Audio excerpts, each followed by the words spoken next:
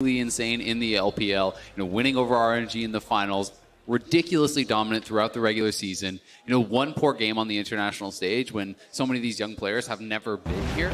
It does not throw away a year's worth of success. Yeah, look, I absolutely agree, especially when you take into account how they lost and the basic mistakes they were making. That looked just like a shocking game. Yeah. And everyone has shocking games every now and again, so I think that they will be able to run this one back. And I also don't think you can read as much into Splice's victory as people seem to be doing. Normally GAM does bring this hectic, all-in-your-face style. But what they ran against Splice was a zero-engage, strange melee, weird comp that they weren't able to execute on. Yeah, sure, Splash throughout the game. They punished them. They beat them handily. But I think that was as equal to the Marines' fault as Splice playing well.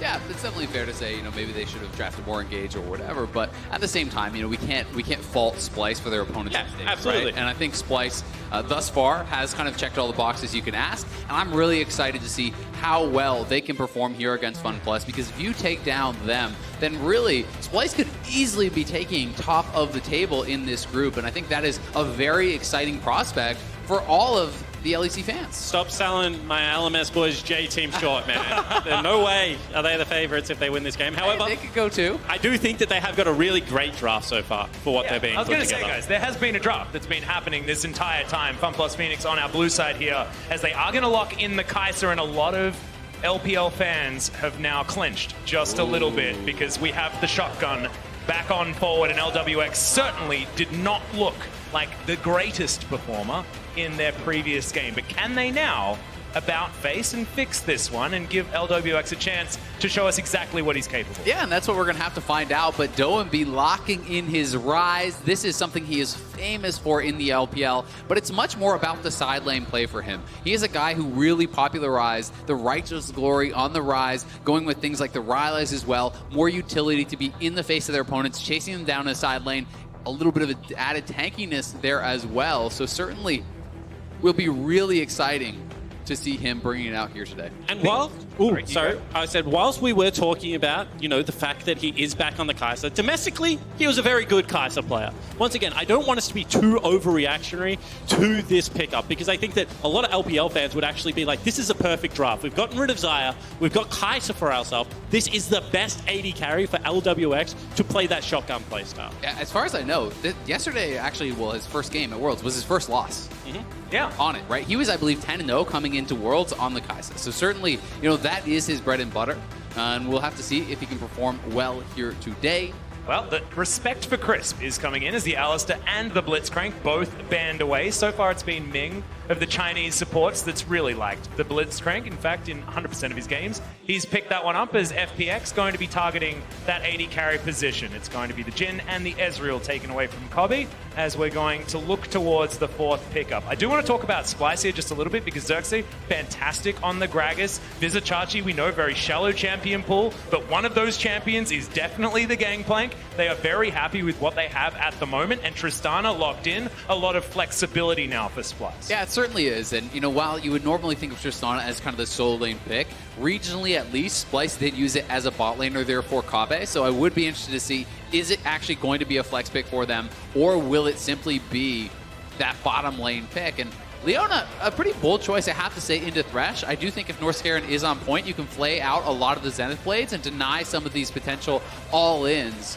which could make it difficult for that Leona to really find a lot of success. And I do think that is similar to the matchup that you see against Nautilus. However, what we saw yesterday when Mickey picked up the Leona was a masterclass in how to take over one of those games. And this is an old school counter pick if this is mid lane Viger. However, could potentially still be in the AD carry position. Yeah, Baby Cage and Box actually very similar size. So kind of fun for controlling space. I got nothing to say to that. But what do you mean? Well, it's going to be mid, I am expecting. As I said, Kabe, traditionally the Tristana player for the team, but not even just in the Rise, which it is a great pick into. I just think, when you're looking over at the FunPlus composition, short range AD, 3 melee champions, Rise is relatively short range as well, and that just complicates so many of the team fights when you are trying to dive forward. So much protection there for the Tristana, as well as that Gangplank. And it is, in fact, actually going to be the Veigar bot there for Kobe. Thankfully, I get to see my Event Horizon and Box combination earlier on into this game, as it is going to be Kobe picking up that Veigar. So far, we have seen Veigar's played in the carry position on the bottom side of the map thus far. The thing I like about FunPlus Phoenix's composition is that there's damage coming out from multiple areas. So it's not just going to be all about LWX as we get into our third game of the day.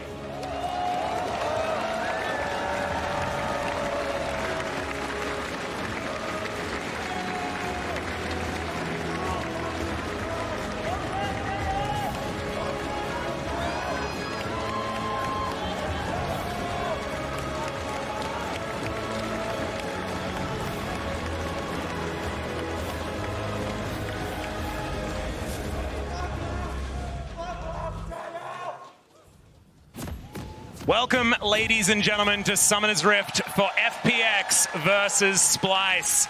The Chinese #1 seed, FPX, really did get the hearts of so many fans over in the LPL with their unique style, but now Splice, they make their way up through the play-ins. They narrowly make it in after a bout against UOL that took them the whole distance, now trying to escape from that 0-1 scoreline. And I think that FPX have recognized some of the deficiencies in their comp. As you were pointing out, getting into this game, Atlas, some more damage there to be able to play what has been a more spread out meta and unwillingness of teams to be able to move and fight you at times. However, I do want to talk about the control on the Splice comp. I always talk about this, but when you have something else that is good as disengage with Gragas, you have so many options in being able to go forward and backwards in these compositions. The reason I value... Hold the thought. Yeah, Tiang could search for a Q, but Humanoid's going to be able to walk away. Okay, the reason I value Gragas so high is because he has one of the best abilities of going forward and backwards in these compositions. And I think you were hitting on it, Azael, but the range of the Tristana, coupled with a Thresh, coupled with a Veigar, is going to make Humanoid so hard to deal with as this game progresses. It certainly is, but where I'm kind of most interested is, with this Exhaust Rise, traditionally you think of Domeby's Rise as kind of that side lane split push threat. Will he still be able to feel confident to be going to the side lanes, not bringing TP? Because you would want to say Rise wins the 1v1 against GP at pretty much all stages. You certainly can win the 1v1 in the side lane against a Tristana. Gimgoon looking like he's winning the 1v1 against Vizicachi at the moment, but after the minions have got their word in, it's going to be pretty even. Continue. I agree with you, and I think additionally, given the fact that we've seen Doinby build into Righteous so often, and he is going to be against double AD solo lane, so that build will make a lot of sense. What I was going to mention with the heavy trading in the top lane is the fact that this pretty much invites jungle intervention early, and I like the path that Xerxes has gone for that. He's been able to pick himself up. His blue buff moving towards the top side of the map, just shadowing Chachi up there and making sure that this is going to be an isolated 1v1. And the sustain from Gangplank through grass, through that corrupting potion and biscuits makes this form of trade pattern really nice for the Gangplank early. Yeah, I completely agree, right? When you're trading out that flash charge for health potion, that is great for the Gangplank. And if Renekton ever loses control of that minion wave, it starts to get really difficult to farm because you're getting farmed out by these grass procs, but a nice hook here. Yeah, max range hook. Dark matter comes down. Crisp half health. Absolutely fine, though. That's what I was going to say, because it's all about the trading pattern. When you trade as a Gangplank, it's just a single target ability that gives you the health back. When you're Renekton, you have to play in the wave. You have to be able to use that Q on the champion, but as well as the minions to be able to sustain yourself up. And you can see now he's pushing, and Xerxes here. Fantastic positioning. The flash forward from Gimgoon just gets first blood solo. That's how you escape the gang, because he's not going to escape it for too long, but still, you'll take those. Yeah, certainly will. The only problem here is his wave is not in a great spot. That's a full HP cannon.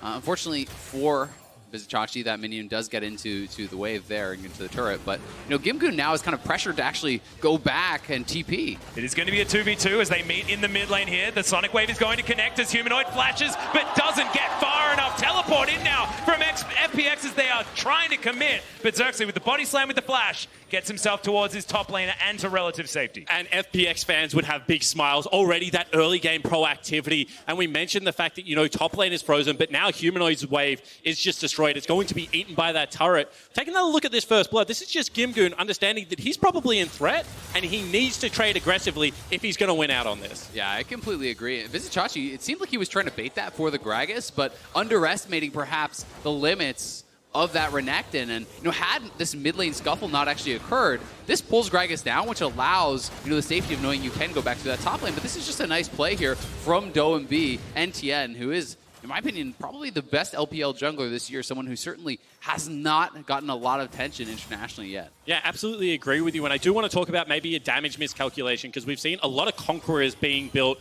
on Renekton. However, this is press the attack. So maybe just not used to kind of the damage calc that was coming across there. It was just a slither of hell that did mean that Chachi fell down. Yeah, we need to talk about Tien's Lee Sin as well. His Lee Sin has been legendary, even in their match against Kingzone at Rift Rivals. It was so exciting. His Lee Sin plays were absolutely outstanding.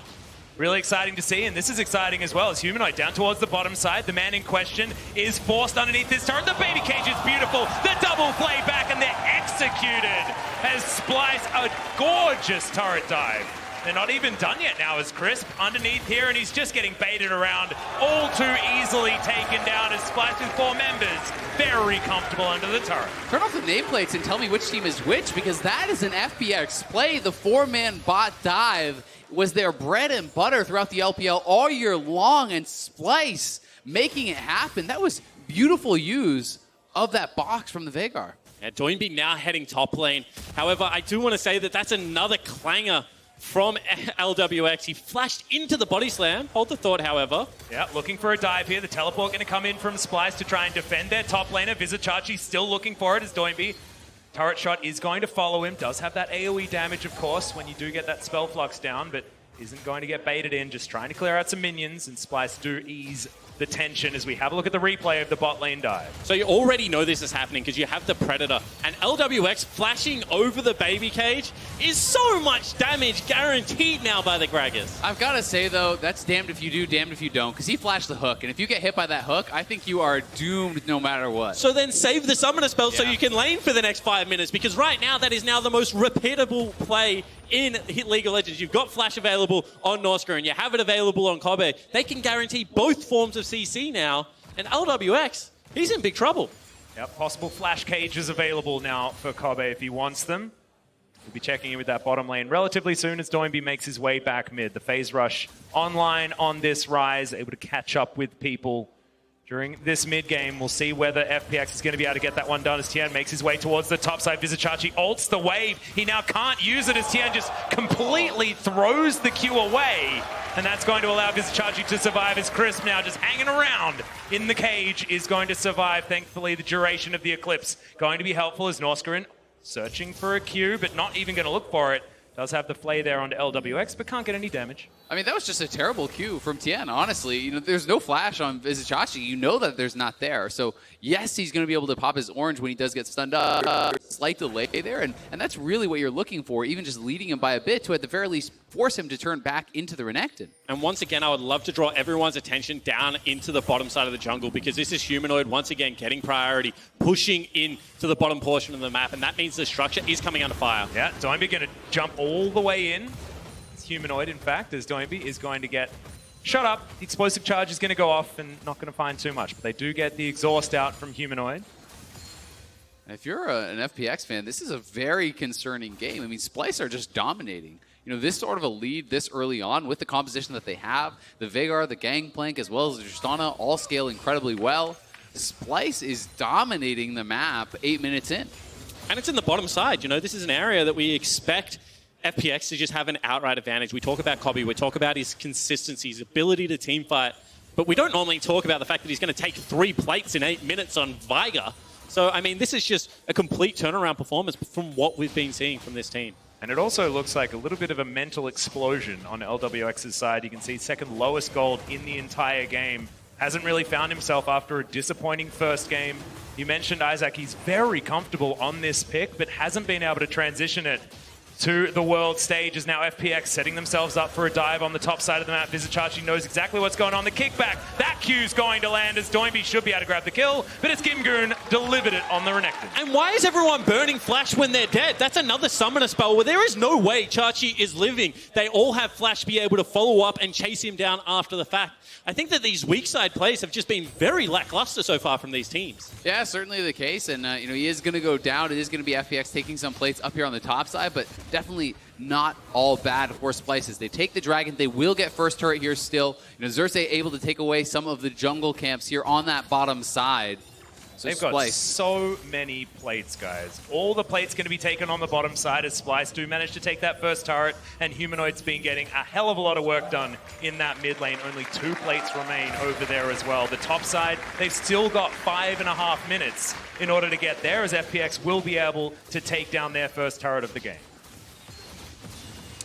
However, bottom lane is pushing back to Splice right now. So CS is being lost on the map. If you are FPX, you're not farming all 3 waves. That is shared gold amongst 3 carries. And you have to say the isolated gold onto Humanoid as well as Kobe at this stage is certainly beneficial. Not only are they 1,500 gold in the lead, but the specific carries they're on is probably accelerating them to maybe not where you would expect them to be at this early start of the game. Yeah, the Hextech GLP also coming through here for Kobe, and that is really where this Veigar pick starts to really turn on, right? You have such an incredibly large slow with that. It's not every day you see a support soloing out the Red Scuttler there. But you can start to really set up your own cages, right? You hit them with the slow, you walk forward with that Glacial Augment, you're often able to force summoners, you're able to force cooldowns coming out because they aren't otherwise able to escape the cage. And whilst being small in stature, with the magical footwear, he's a speedy little bugger as well. He just runs towards you. He can't really get away. He's trapped as a leprechaun this time around. But I do like the topside control from Splice. They've been able to get so much done on the bottom side of the map. They have Gangplank's ultimate available once again. So setting up around the Herald, especially with the priority they've been able to gain over mid lane and top lane, means this should be a free objective. Yep, Splice going to be able to confirm that one for you there, Spawn. Should be able to push them ahead also because, like you were talking about, this game just feels so accelerated. It means these plates still going to be available for another 4 minutes. Sorry, 3 minutes. I tell a lie, but still quite a lot of time to get Shelly in the right spot to get as much money as possible. And it looks like that is going to be top side of the map for Splice. Yeah, it really is. And any time, honestly, as Splice, when you have a Renekton and a GP kind of low on farm, but trading farm on the opposite side, the GP is going to be favored pretty heavily in that. We've seen Vizicachi multiple times now dropping the ultimate to just clear out waves, buying time for his squad to get more up on that top side. Look at this. It's just so many plates being taken. There's only 3 left on the map for Splice to even get. As far as an acceleration of game pace, this is ludicrous, and it's coming from the team that has an infinite scaling bottom lane AP carry and a Tristana. Just insane, as we have an attack into the mid lane as well as Humanoid going to be taken down. Crisp trying to get his say as now Doinby takes a plate for himself. And a good response play here, however, Doinby does need to be able to get out. Yeah, will he be able to get into his realm warp? The answer is no, but flashes to safety over that wall. Going to expend the Summoner spell to keep himself alive, and FPX are going to be able to take down this outer turret bot side of the map as well. However, fairly nicely navigated there from Doinby. You would take that. It is going to be a flash-for-flash trade, and he is able to pull over the attention. Now the goal does become, however, can you keep this mid lane turret up? We've spoken about how important it can be, but I feel like if Splice get the mid lane turret, they will just be able to press into the jungle and create any fight they want at this stage of the game. Yeah, it is certainly the case, but getting that kill on Humanoid does kind of push back the clock on that a little bit, and Humanoid certainly is going to want that one back. Had the Buster Shot to perhaps deny the Zenith Blade, had the Flash available to try to avoid the ultimate, so certainly was the ability there for him to dodge out on that, but not able to pull it off and does go down. And I think this is a strength we're seeing of Leona. Out of Fog of War, her chain CC individually is just so oppressive to be able to deal with. Multiple times yesterday, Mickey didn't even allow the Nautilus to get the Aftershock off through an auto attack before he was blown up. And I think that's another one of those situations where you think you have topside control, but the gank was very successful. LWX going to reposition towards this mid lane as we crest the 13-minute mark. Norsgren coming on down here. Can fake out with a lantern to make sure that he gets them out of the way, but it looks like we do have a 1-3-1 style of composition working out here on the Splice side. You can see Vizicachi just moving towards top side and Humanoid gravitating towards the bottom waves.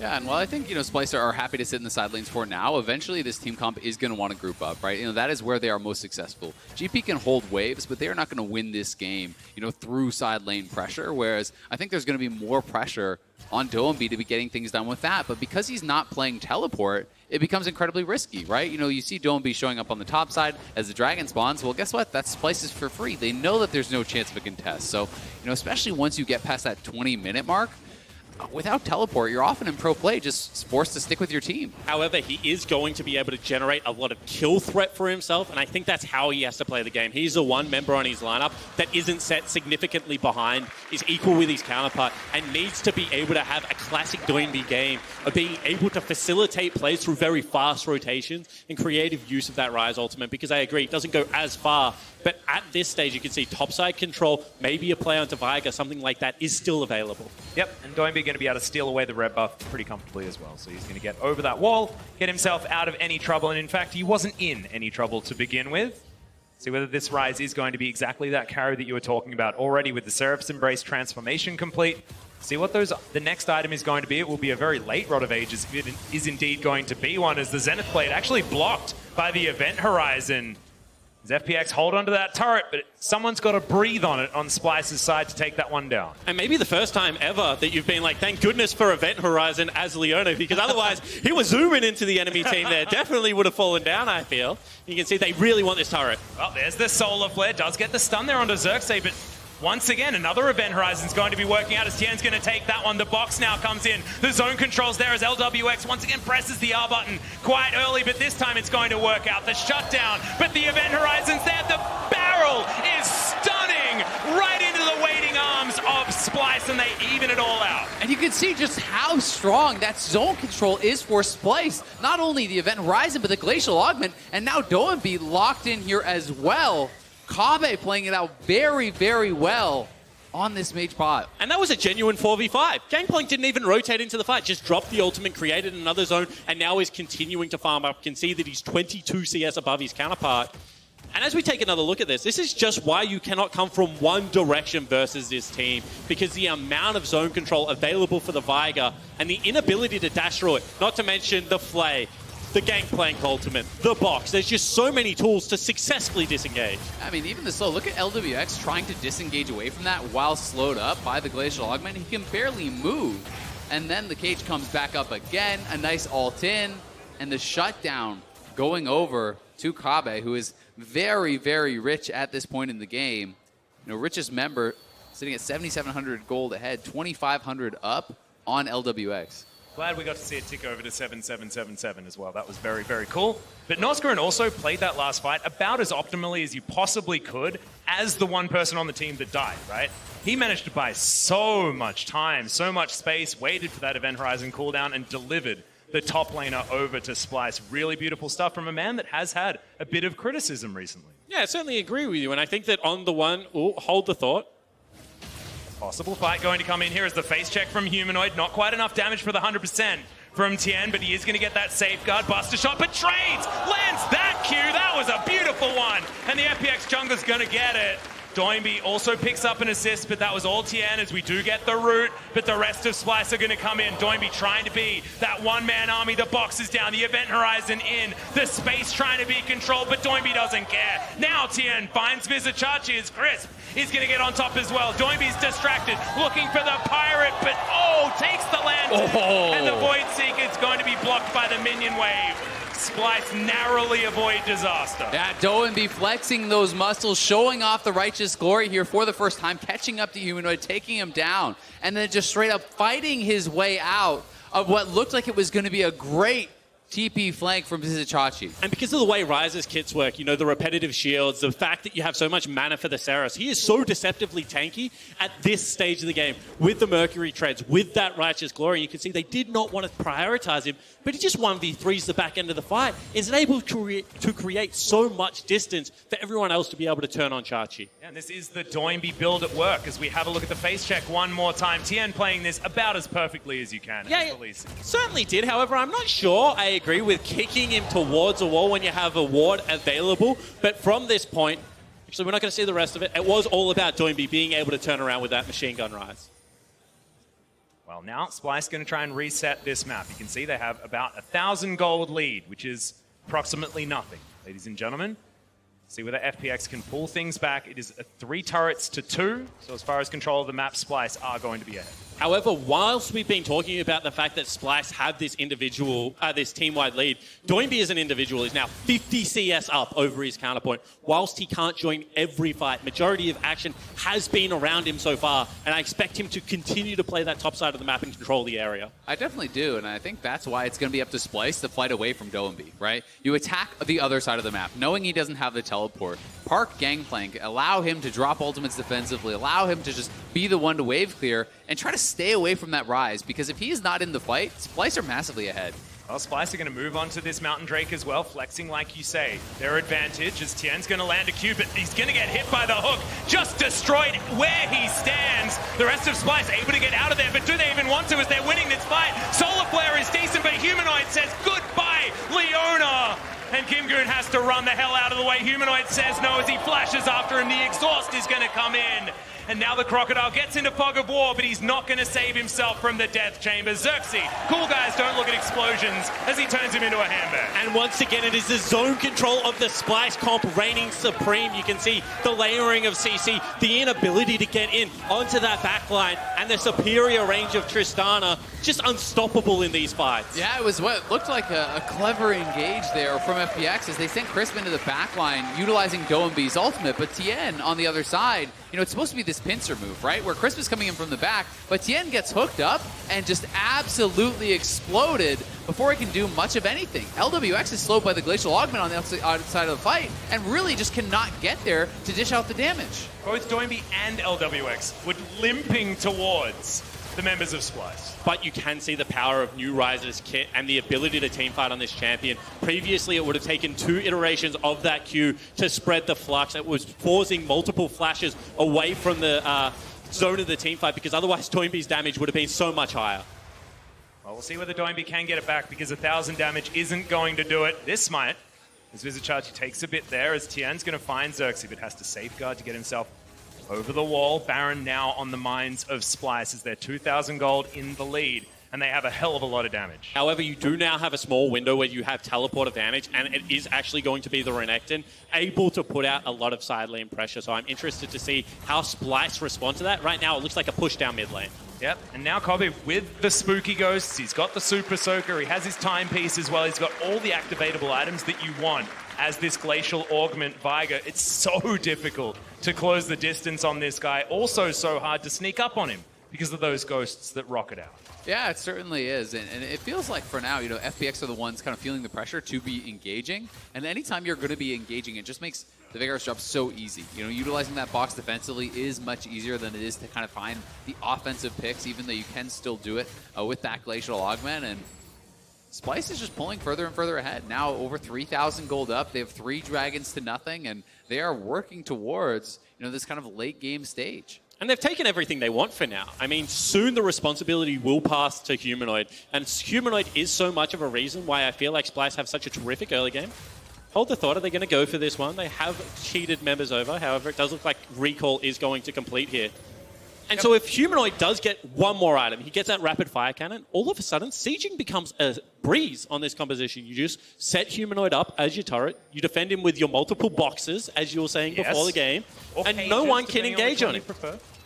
Yeah, it's really the case. I mean, it's so easy to just walk up to the turret, you drop a box kind of on/behind the turret, they have to back up, you have Lantern on your Tristana who has incredibly long range. There's really very few ways to actually be able to find that sort of an engage. I'm really getting confused about which box you're talking about, as well as FPX trying to get in there, out of one box into the other, as now the engage has started. Crisp with a beautiful Zenith Blade finds the Solar Flare as well, out of nowhere, as Doinby's damage finally coming to the fore. It's a decent disengaged barrel there, but Tien still at half health is going to survive. Kobe not so lucky. And this time it is the shotgun working, successfully counting out damage abilities, and the prediction from Chris on the ultimate there did allow them to continue the fight. It is only one pick, however, and you can see how hard it is to get onto this Splice comp. They have so many disengaged tools. Yeah, they certainly do, and you know the problem is they didn't get anything more, as you're saying, right? You know, you want to try to get that pick and turn it into a Baron, but Splice disengaged so incredibly well that it was never really the possibility, and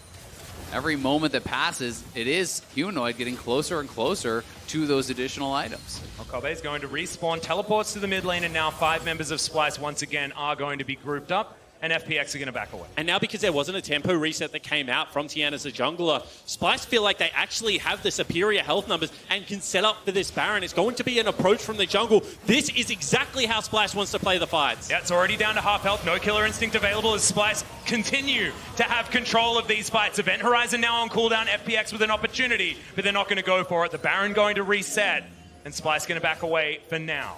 Yeah, I think smart call there from Splice with Dombey threatening the flank. It could have been very difficult as the Veigar cage was down and they could have kind of collapsed from multiple sides. You can see the Rylai's now coming through here from Dombey. Again, this is a little bit of his flair showing through. He really does enjoy the combo of the Righteous Glory and the Rylai, speed himself up, slow them down, and play these kind of skirmish-heavy games where you are chasing down people and utilizing your damage that is going to really shine through in these extended fights. Will mean that Leandri's damage going to be ridiculous when it comes in next item as well. So Dombey with the extra health from that as well, and the fact that you can shred health bars, certainly going to mean that Dombey's going to be a tanky man and certainly a threat on this map as well. I also just love it into something like a Gangplank because normally Gangplank successfully disengages from Ryze so easily. You prep a keg and then you just eat the oranges when you get that empowered CC. However, certainly is going to be in range of being chased down now that the itemization has come across. I feel like itemization is something that looks to be solved. However, potential trades. Splice might just be going for the Baron here. This is a pretty big commitment. Warp, FPX going to get to the mid lane at least as Splice took way too long to start off this Baron. You can see FPX know exactly what's going on as they have the Rift Scuttle vision. Splice are going to back away, get themselves into this brush as the cage. Not going to be successful there coming out from Kobe. But Atlas, it's not only that, it's the fact that they don't have great Baron damage at this stage of the game. This is only a 2-item Tristana. Humanoid is not the member that is accelerated in the game. He's like 50 CS behind the clock of where he would probably want to be right now. You can see the lack of teleport also hurting him by not being able to pick up all these side lane farms. So I do feel like that is a slower Baron than Splice might have thought they had at this stage of the game. Yeah, certainly a possibility. And the use of the Realm Warp there also critical to kind of shorten the window that they had to actually take that. So, FPX successfully do navigate that situation and grab themselves a dragon here. Still sitting behind, though, and items are coming through. Zeal now on there for the Tristana, getting close to that critical 3 items that you talked about earlier with the Rapid Fire. But the Essence Reaver plus the Triforce done for Vizicachi means he's sitting on max CDR, and you can become stronger and stronger in these team fights because he's going for this AD-heavy build that scales incredibly well into the late game. However, I know I keep going back to it, but Doinby is now nearly at 5 completed items as far as solo carries gone, and the way he's been able to navigate this game, 2-0-4 on his rise. He's going to be the late game first out of everyone on the map, despite his team being 3,000 gold down. And I feel like the changes to Ryze's kit meant that he is now a much better team fight than he was in the past, and certainly has the possibility to take over this game. The highest level in the game as well. As we have a look at total gold, he's second just behind Kobe as well, who's 2-1-4 and has had a great game on this Glacial Augment Viger. Splice, though, still will have control. It just feels like slowly but surely FPX are shifting the onus back into their camp. It feels like they are so threatening with Doinby at the helm. Splice now, once again, starting off this Baron. They are flirting with it over and over again, trying to get themselves into the best position possible. Crisp is spotted by that. Spooky Ghosts, yeah, are going to come in. The Glacial Augment, and immediately Splice going to dive on it. Everyone avoids the Solar Flare, and the cage is just too much for the support on FPX's side. And once again, really well set up. We keep mentioning it, but Kobe's utility in this game is so high, and that means that the Baron Force now is available. Teleport will have to be burned here. Yeah. 50% health bar now onto this Baron. You can see that Splice do want to turn if they find anyone. They don't want to go over the wall. 50-50, but it looks like they might just have to as Gimgoon already prepped the ultimate. Looking to try and get in there. We've seen this before. There was Tien early into this pit. Oh! Somehow the burst didn't work out, and now the dive bomb comes in. The shotgun into the backline, and there goes LWX. The fadeaway on the Void Seeker as well as Kobe. Hit by the Sonic Wave and destroyed. Ace for FPX. Chinese first seed finds the team fight, finds the Baron, and they'll run it up the mid lane. And LWX rights all the wrongs of day number 1, is able to come in, pick up the triple kill, and they will push their way into the base. The wheels fall off for Splice in the 4v5. They get ace. They lose the Baron. I thought you were going to say lose the base. That would have been the rhyme there, Isaac. You were so close as Doinby cleans up the inner turret on the bottom side of the map. There is one more inner remaining, and FPX have flipped this game on its head now, a 3,000 gold lead. Let's see how it all happens. And Tien's patient. He doesn't take the first Q, and you can see that it looks like they're burning important cooldowns. The zone control is there, but finally multiple areas, and the kick heard round the world through 3 members gets the knock-up on Tristana and allows the damage dealers to unload onto Splice. Yeah, Doinby flies in, LWX flies in, and saving that ultimate to the perfect moment. Tien even threading the Q around here to get the ace onto Kabe. So well played, and FPX knows they needed a fight like that. The coaching staff so excited, knowing what it would mean if they were to go down 0-2 in the group. That was like a yes, and then no. It did look okay from the beginning, so I can understand. I mean, there's no other real way to say it because things didn't quite work out for Splice, but they're not going to lose their base. It's not even going to get broken here as inhibitor turrets are still going to stand. And I think that 0 is very glaring only on the Splice side. Yeah, and I mean, the question for me is why did Splice 50-50? Why didn't they just turn to fight? You're in the 5v4. You've been doing so well the whole game. Oh, why wow, kill risk Lee it? Sin. He's in the back of the pit. He couldn't get out anymore. He already safeguarded over. Yeah. So certainly one they're going to be wanting back, but they are not out of the game just yet. They are heavily behind now off of what was an incredible swing in gold. I mean, look at the Baron power play.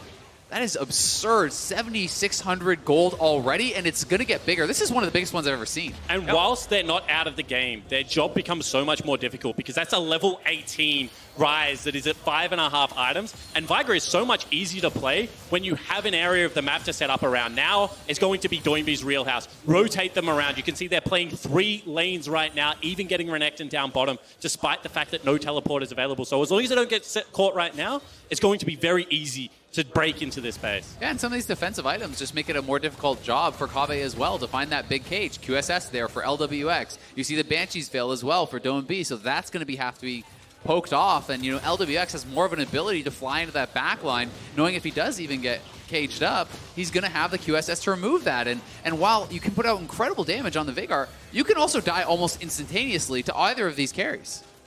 As Doinby just throws out the Realm Warp, just faking, heading towards this mid lane. But yeah, went for the Banshee's Veil instead of the Liandry's. Wants to make sure that he can continue running at all of the CC that Splice has available to them. That first one not going to be as effective. And then he's going to buy himself a pretty cool hat. So this wizard is going to be very strong come 6 items. And I feel like that's very disciplined play from the FPX lineup. Obviously, in a best of 1, you have to make sure that you don't give the lead back. And this was a Baron power play used to knock down all the outer turrets and regain Dragon and Spawn Elder. Gives them another area of the map to be able to fight around. They didn't want to gamble with going for that all-out play. And you have to say that, you know, despite being a young lineup, they've been able to claw their way back into this one well, and now see whether, let's judge them on seeing how well they set up to break this. Yeah, definitely. And, you know, sometimes in these lineups, when you're having a ref tournament, having one big play like that can inject the confidence that you need to really up your level. And, you know, with some of these big luxury items coming through, you know, you have the GA now on Tien, so he can be more willing to kind of throw himself into that backline and try to kick a carry in at the expense of his life. And we'll see what FPX does with the lead.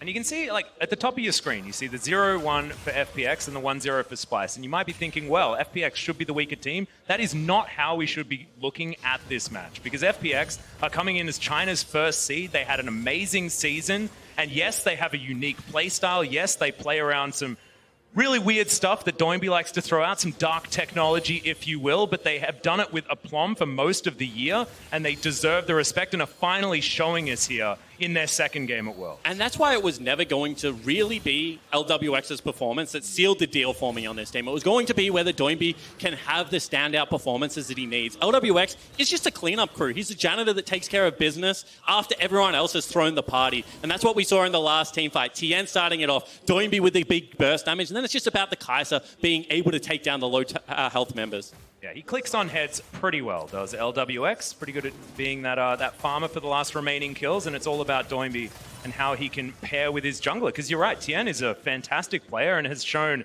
already in this series what he can do on this Lee Sin.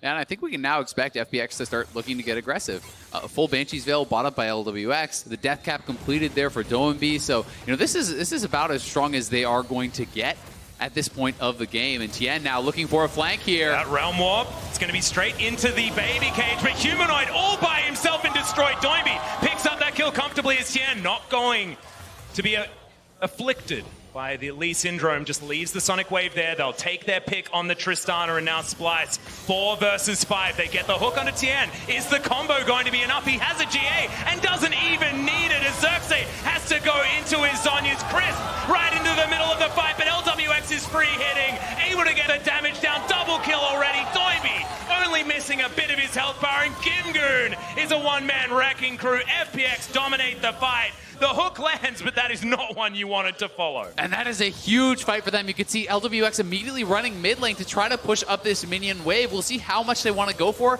At minimum, they take mid and hip and can go back to the Baron. At maximum, they can try to continue the push here as Kabe is still dead. And it looks like they're posturing for the end. Yep, looks like they're thinking about it. They don't want this game to go on for too much longer. 20 seconds on Kabe, but that barrel was fantastic. The kickback! They collect Humanoid once again. His screen feels like it's permanently black and white as the first Nexus turret is going to go. 3 members of Splice are still alive. Tien is going to get taken down, but it's the Nexus, the one thing standing between FPX and a 1-1 scoreline, and they'll finish it. Redemption for the first seed from China. And redemption for the carry players of FPX. A much better mid to late game, and they show that they are superstars, that they're not afraid of the big stage, and they take their first win.